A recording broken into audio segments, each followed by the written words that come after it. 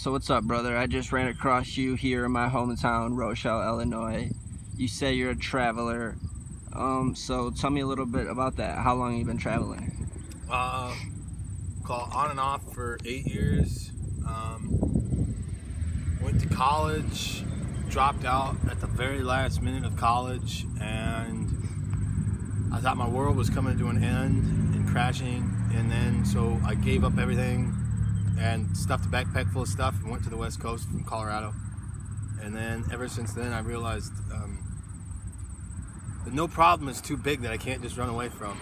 Yeah, that's for sure. Your problems go with you no matter where you are. No, kind of the opposite, actually. Wait, tell me about that. They say you can't run from your problems, and you really can. They do stick with you, that is true. I mean, you can run from them, but like, are you hurting anybody else in the process? Because I know if I ran away from all my problems, I'd be hurting my family in return. And that's true, and that's why my current flow is I gotta go west to a wedding. Just came from Colorado for my brother's wedding, and I have to go to Idaho for my cousin's wedding. And yeah, a lot of my family really wants me there, but a lot of my family is a result of some of the problems that I'm running from. So it's facing those problems. It's that confrontation. And so it's kind of a little of both, trying to run from it and not hurt them, but then I don't want to run into it and then. But don't you worry about them worrying about you being safe? Like, do they worry, or do you? They worry a lot. After 8 years, I feel like we've kind of come to a certain place where they know it's kind of what I want to do. So they don't want to confine me too much because this is what you want to do. More or less. You don't see yourself having any more potential in life to do other things? Well, you've never had goals, aspirations, dreams? There's certain ways to do it. I mean, I love to work. I love carpentry. You know, more or less, I want to do more kind of migratory work. You know, work for myself, do work that can allow me to get money because that makes things happen. Build some homes for people, custom homes that they would like. Yeah. And then it's about finding your purpose, because I mean, working is just like, money only puts you in situations, you know what I mean? It doesn't make you happy, or you know what I mean? Like, you can have all the money in the world and not be happy. Like, money just puts you in situations to make your life a little easier. The purpose part in this world, I find it very hard, personally, in the beliefs that I have with this earth, that I don't find many purposes that coincide with my beliefs that there are a finite amount of resources on this planet, and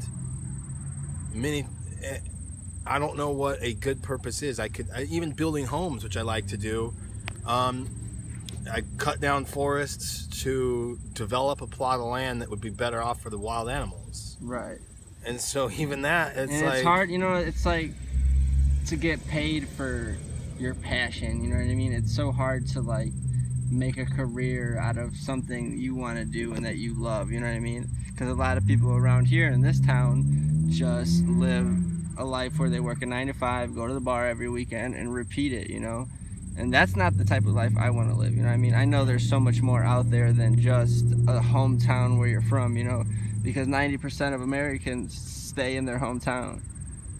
And there's so much more out there. Right, and I think that's the balance. I stopped traveling for about 6 months last winter. Got a job at this logging yard. Was making okay money, and it was good. I still lived outside in the Rocky Mountains. That was tough, but I enjoyed it. It got down like negative 30 degrees, living outside, working as logging. But the thing was that I got all this money, and I just saw it come and go, and watch myself get too comfortable,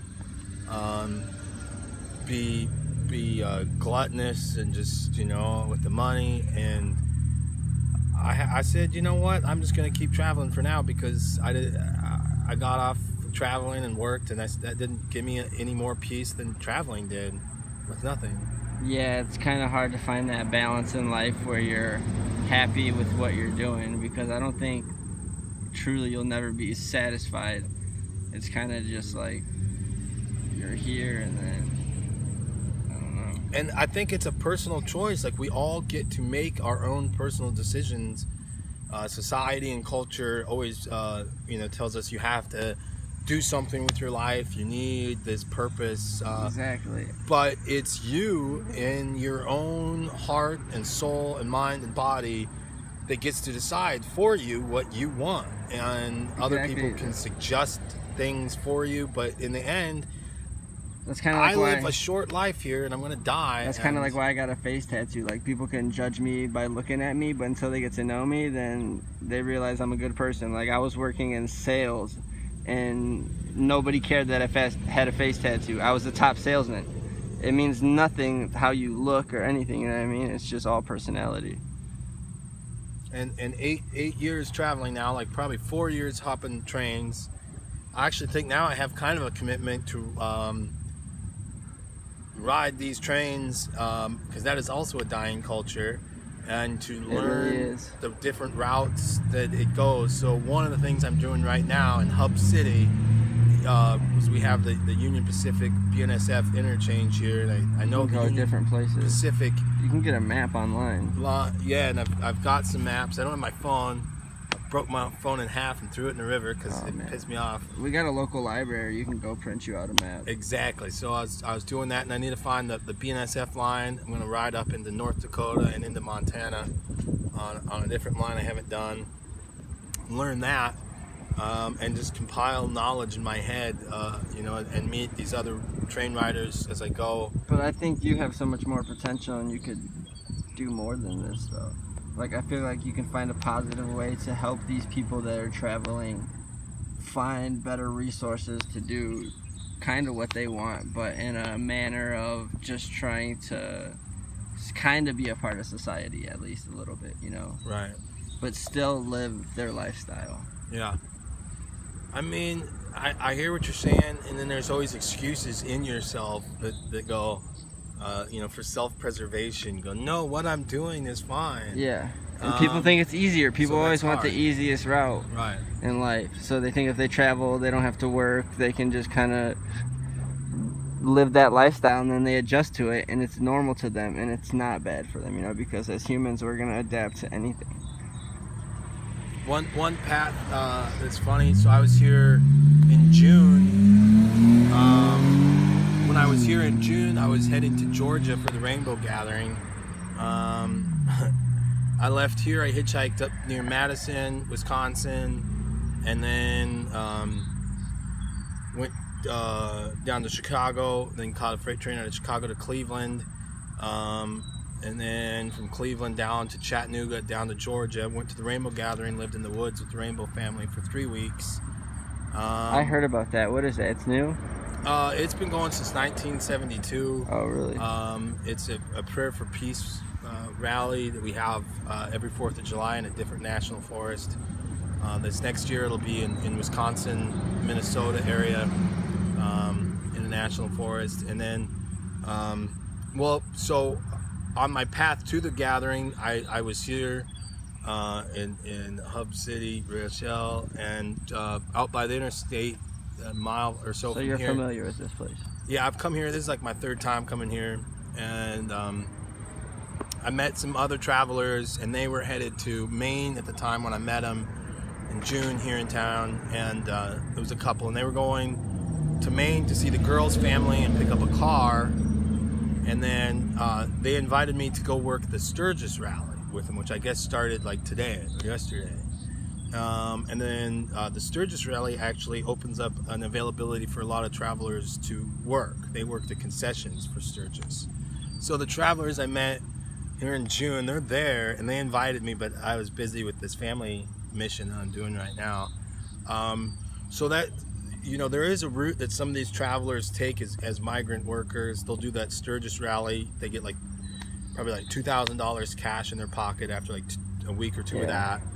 And there's a sugar beet harvest that a lot of the traveling kids do. The carnival's coming to town next week. And they did, those kids actually did the carnival. They were coming from the carnival, and that just kind of has like a weird vibe Those to people it. are a little. From what they said, they got ripped off or whatever, but who knows, you know, but they just said they didn't. All right, so take me back to what your final outcome of traveling is.